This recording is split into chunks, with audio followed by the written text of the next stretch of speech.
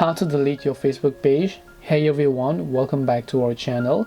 In this video I will guide you on how you can delete your Facebook page, so make sure to watch the video till the end. In order to delete your Facebook page, it's actually quite simple. All you have to do is go ahead and launch the Facebook app and make sure to switch to the Pages tab. So first of all, tap on this three lines option, tap on this, and then just switch to the proper page that you want to delete.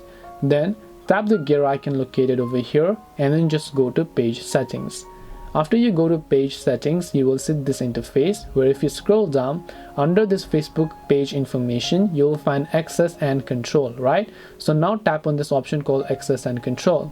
Over here you'll find the option called Deactivation and Deletion.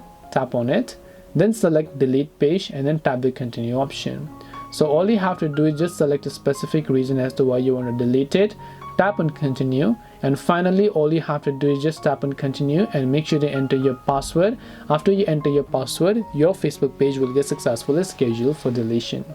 This way you'll be able to delete your Facebook page. Hope this video was very helpful. If you have got any questions, feel free to leave them down below. Thank you for watching till the end of the tutorial and see you soon in the next video.